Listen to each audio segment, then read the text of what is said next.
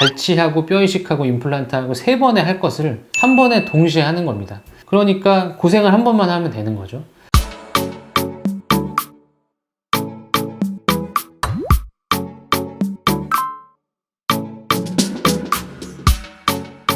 안녕하세요. 평범한 동네 치과 의사 서정욱입니다. 오늘은 그동안 유튜브에 제가 올린 영상을 보시고 댓글이나 질문들을 올려주셨는데, 아직 사실 댓글이 많은 건 아니지만 또 어쨌든 그 중에 제가 일반 환자분들한테도 많이 설명하는 내용이 있어서 그걸 하나 소개해 드리려고 합니다. 질문이 뭐였냐면, 발치를 하면서 동시에 임플란트를 식립하는 발치 즉시 임플란트와 발치를 하고 나서 나중에 임플란트를 하는 것이 어떤 차이가 있느냐, 그런 질문이었습니다. 그래서 그거에 대해서 제가 이제 오늘 또 간단하게 설명드리도록 할게요.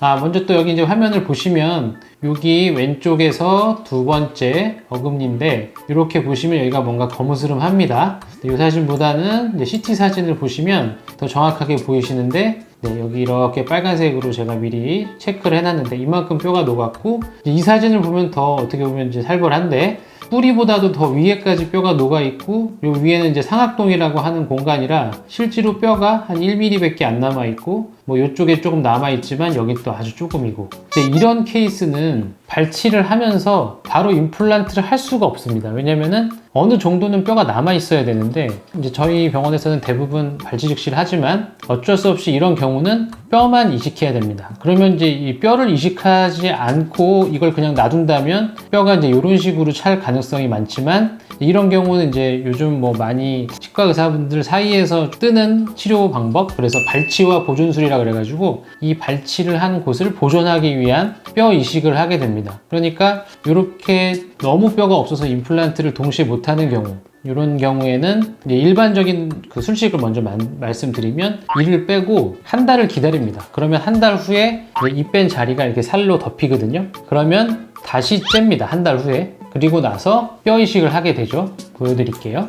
아까 그 뼈 없던 자리가 진짜 어마어마한 뼈 이식을 해가지고 여기가 다 하얗게 바뀌었고, 여기도 지금 다 하얗게 뼈 이식을 한 상태입니다. 한 달 후에 이렇게 다시 째서 뼈 이식을 하고 다시 덮어 놓습니다. 그리고 보통 빠르면 4개월, 최소한 6개월이라고 저희는 보는데, 한 4개월에서 6개월, 어떤 경우는 더 오래 기다리기도 합니다. 그러니까 이를 빼고 한 달 후에 뼈 이식하고 4개월에서 6개월 기다린 다음에 그 다음에 이제 임플란트를 이렇게 하게 되는 거죠.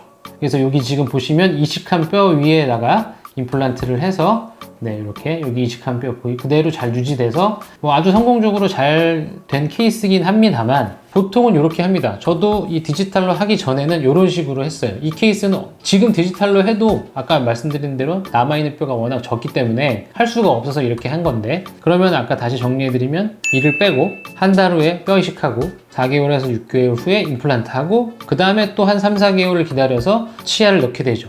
그러면 한 10개월에서 1년 정도 걸립니다. 보통 이제 이렇게 했는데 한 두 번 정도 올려줬던 것 같은데, 발치 즉시 케이스에 대해서. 그거는 이제 그러면 어떤 차이가 있느냐, 발치 즉시 케이스라는 거에 대해서는 이 케이스를 보여드릴게요. 이제 이 케이스도 보면 뿌리보다 더 많이 녹아 있습니다. 이렇게. 그래서 좀 전에 보여드렸던 것처럼 만약에 디지털로 안 하면 이 케이스도 아까처럼 원래 하는 거죠. 빼고 한 달 있다 뼈 이식하고 그 다음에 또 몇 개월 기다렸다가 임플란트 하고. 그런데 이제 그 디지털로 하면 이거를 어떻게 한 번에 동시에 가능하냐, 여기 잘 보이시는지 모르겠지만 마찬가지로 이렇게 뼈가 녹아 있고 뿌리보다 더 밑에까지 뼈가 녹아 있는 상태지만, 이게 이제 그 임플란트를 디자인하는 소프트웨어인데, 이 남아있는 뼈들이 이 빨간 것이 신경이고요. 어느 정도 아까 보여드렸던 케이스보다는 뼈가 어느 정도 남아있기 때문에 이를 빼면서 동시에 남아있는 뼈, 상당히 깊긴 하지만 남아있는 뼈에다가 이렇게 임플란트를 디자인하고 가이드 수술을 이용해서 임플란트를 동시에 진행하는 거죠. 그래서 결과적으로는 이렇게, 이거는 한 번에 아까 3번에서 나눠서 하던 것을 이를 빼는 날 임플란트도 넣고 뼈도 이식해서 덮어놓는. 그러면은 이제 이런 케이스는 보통 길면 3개월 아니면 2달 정도면 어느 정도 이제 단단해져서, 또 이분은 보니까 아까 보여드렸지만 그래도 한 반 정도는 자기 뼈에 들어가 있기 때문에 아무래도 이제 고정력이 어느 정도 얻어졌기 때문에, 제가 볼 때는 길게 잡으면 3달 후에는 치아가 들어갈 겁니다. 자, 그러면은 질문처럼 발치하고 동시에 하는 거와 발치 이후에 하는 거는 어떤 차이가 있냐면은, 할 수만 있으면 무조건 발치를 하면서 뼈 이식을 하는 게 발치된 그 구멍을 바로 뼈 이식을 해주는 게 최대한 보호가 되기 때문에 아까 말씀드린 발치와 보존술이라는 술식까지 있기 때문에 무조건 발치하면서 임플란트를 하고 뼈 이식을 하는 게 좋습니다. 근데 왜 못하냐면 한번 상상을 해보세요. 이를 빼고 피가 막 나는데 이렇게 신경하고도 가까운데 피 나는 위치에 정확하게 구멍을 뚫어가지고 임플란트를 식립한다는 게 어렵기 때문에 하고 싶어도 못하는 겁니다. 그래서 예전에 나눠서 했는데 이 디지털로 하면은 이런 가이드 수술을 하게 되면 피가 나든 안 나든 이 컴퓨터의 모의 수술에서는 아무 상관이 없으니까 그대로 뼈 속을 다 보면서 임플란트를 식립하고 그거를 실제 수술해서 그대로 할 수 있기 때문에 그런 게 가능한 거죠. 자, 그래서 다시 이제 정리를 해보면 발치 후에 나중에 뼈 이식하고 나중에 임플란트를 하는 경우는 아까